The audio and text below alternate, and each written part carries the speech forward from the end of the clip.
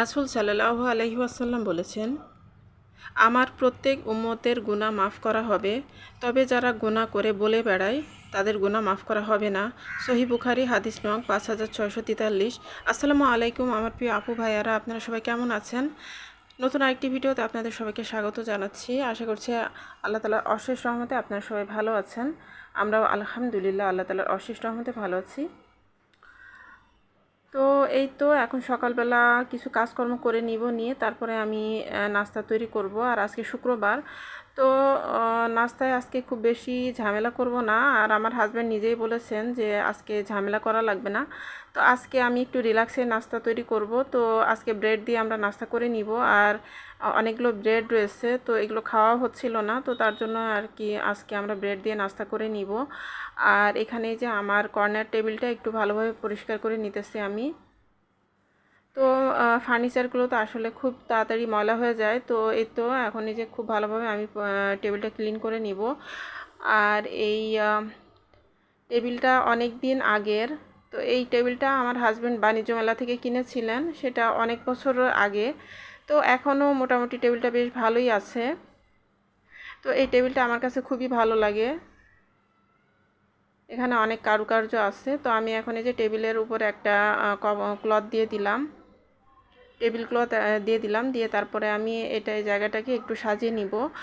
তো তারপরে আমি একটা ঝুড়ির ভেতরে মানি প্ল্যান্টের গাছ দিয়ে তারপরে এখানে রেখে দিব। তো এই তো হালকা পাতলাভাবে আমি জায়গাটাকে একটু সাজিয়ে নিব। আর এই জায়গাটা এরকমই ছিল, তো আমি জাস্ট টেবিল ক্লথটা একটু চেঞ্জ করে দিয়েছি।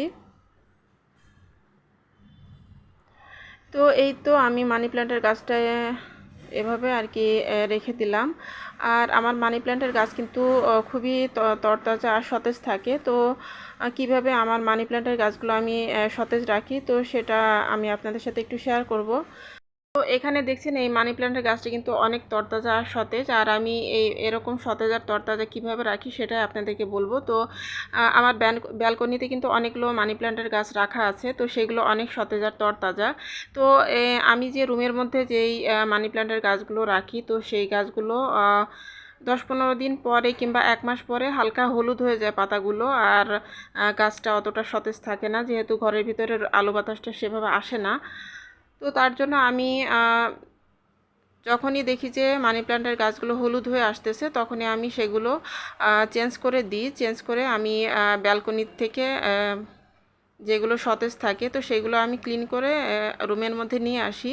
আর রুমের যে হলুদ পাতা হয়ে যায় বা যেগুলো একটু খারাপ হয়ে যায়, সেগুলো আবার আমি ব্যালকনিতে নিয়ে রেখে দিই। তারপরে আমার কিচেনে যে মানি প্ল্যান্টের গাছ রাখি, সেটাও অনেক সতেজ হয়। তো কারণ কিচেনে অনেক আলো বাতাস আসে, তো আমি কিচেনেও এনে রাখি মাঝে মাঝে। তো কিচেনে কিছুদিন রাখার পরে দেখা যায় যে পাতাগুলো আবারও সবুজ হয়ে উঠেছে। তো এখানে যে আমি সকালে নাস্তাটা রেডি করে নিয়েছিলাম, আমার হাজব্যান্ডকেও আমি এই নাস্তা দিয়েছি, আর এখন যে আমার মেয়েকেও দিয়ে দিলাম। আর আমি ঘি দিয়ে ব্রেডগুলো আমি ছেঁকে দিয়েছি, তারপরে ডিম পোস্ট করে দিয়েছি আর মেয়োনিজ দিয়ে দিয়েছি। তো এই তো এগুলো দিয়ে আমরা সবাই মিলে আর কি নাস্তা করে নিব। তো এখানে যে আমার হাজব্যান্ড নাস্তা করে নিয়েছেন, আর এখন যে আমি ওনার জন্য কফি তৈরি করে নিতেছি। তো আমি গুঁড়া দুধ আর কফি দিয়ে মিক্স করে নিয়েছি, তারপরে আমি গরম পানিটা দিয়ে দিলাম। তো এই তো খুব সিম্পলভাবে কফিটা তৈরি করে নিয়েছি। আর এভাবে কফি তৈরি করলেই আমার হাজব্যান্ড পছন্দ করেন। আর যে ভাইরাল যে কফি আছে রেসিপি, ফোম করে যেটা করে আর কি, ওইটা আবার আমার হাজব্যান্ড পছন্দ করে না। তো এই তো কফিটা তৈরি করে দিয়ে দিব এখন ওনাকে, তারপর আমিও নাস্তা করে নিব।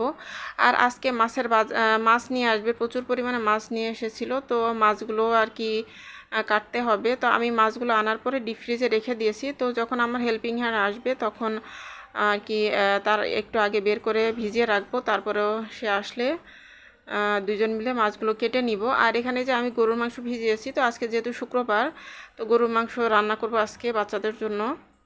তো এখানে যে আমি এখন আমার নিজের নাস্তাটাও রেডি করে নিয়েছি। তো আমি এই যে 2 পিস ব্রেড ভেজে নিয়েছি আমার মানে ঘি দিয়ে। আর এখানে এই যে একটা ডিম পোস্ট করে নিইনি, মানে এই ডিমটা আমার হাজব্যান্ড পুরাটা খায়নি, অর্ধেকটা রেখে দিয়েছে। তো আমি বললাম যে পুরাটা খেয়ে নিতে, তা উনি আবার খায়নি পুরাটা, তো অর্ধেকটা রয়েছে। তো ভাবলাম যে ওইটা দিয়ে আমি খেয়ে নিই, আর নতুন করে ডিম পোস্ট করে লাভ নেই। যেহেতু রয়েছে ওটা দিয়ে আমার হয়ে যাবে। তো এখানে যে আমি মেয়োনিজ দিয়ে ব্রেডটা মেখে নিতেছি, নিয়ে তারপরে আমি ডিমটা দিয়ে স্যান্ডউইচ তৈরি করে নিব, নিয়ে তারপরে আমি নাস্তাটা করে নিব। তো আমি আসলে মানি প্ল্যান্টের গাছগুলো এভাবেই আর কি সতেজ রাখি। তো আমি কিছুদিন পর পরই চেঞ্জ করে দিই।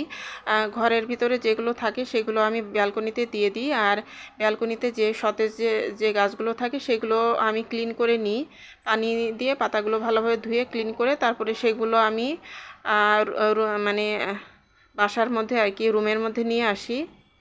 তো এভাবে করে রাখলেই কিন্তু মানি প্ল্যান্টের গাছ ভালো থাকে। আর তাছাড়া আমি মানি প্ল্যান্টের গাছগুলোতে আমি চা পাতা দিই আর ডিমের খোসা দিই মাঝে মাঝে। তো এই তো এভাবে আমি আমার মানি প্ল্যান্টের গাছগুলো সতেজ আর তরতাজা রাখি। আর এই তো এখানে এই যে আমার হাজব্যান্ড অনেকগুলো মাছ নিয়ে এসেছেন। এখানে এই যে রুই কাতলা মাছ আছে, তারপর একটা গজার মাছ আছে। তো আসলে গজার মাছ আমি কখনো দেখিনি, এই প্রথম আমি দেখেছি গজার মাছ। তো এই ফার্স্ট টাইমে আমি গজার মাছ দেখেছি। তো আমি আগে কিন্তু কখনোই দেখিনি। আমি আগে তো টাকি মাছ দেখেছি, তারপর শোল মাছ দেখেছি, কিন্তু গজার মাছ তো আসলে শোল মাছের থেকেও অনেক বড় সাইজের হয়। তো গজার মাছ আমি এত বড় সাইজের আর কি গজার মাছ আমি আগে দেখিনি। তো এটাই আর কি দেখলাম। তো এই মাছগুলো আমরা এখন কেটে নিব, আমার হেল্পিং হ্যান্ড আর আমি দুজন মিলে আর কি মাছগুলো কেটে নিব। তো এই তো এখানে দেখুন অনেক বড় এই গজার মাছটা, আর এই যে এখানে কাতলা মাছ আছে এটা।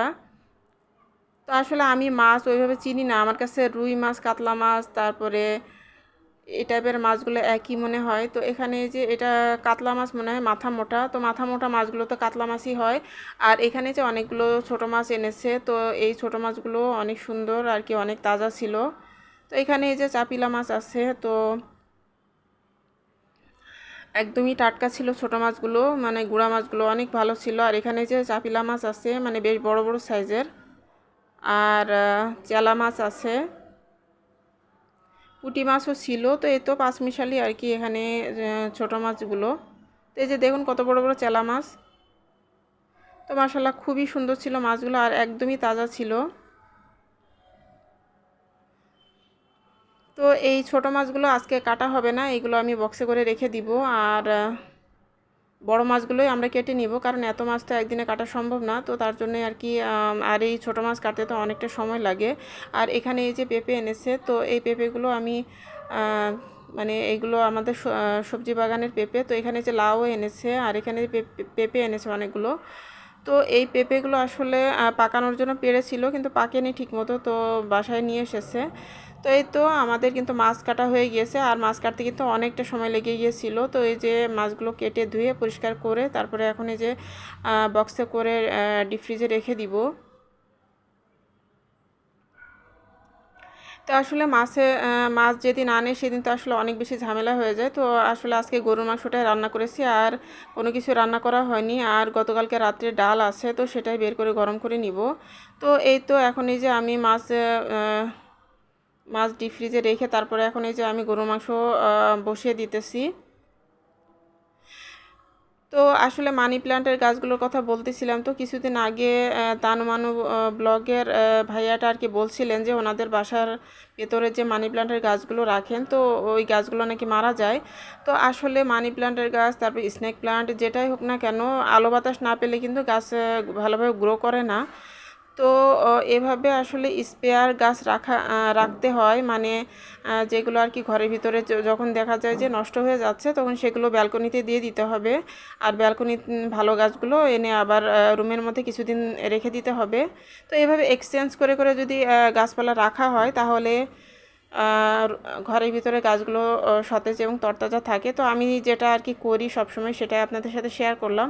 আর এরকম করার কারণে আমার রুমের মধ্যে গাছগুলো কিন্তু সবসময় সতেজ আর তরতাজা থাকে। তো এই তো আমি গরু মাংসটা রান্না করে নিয়েছিলাম, আর তেমন কোনো কিছু করা হয়নি, যেহেতু দিনের বেলা অনেকটাই ঝামেলা ছিল।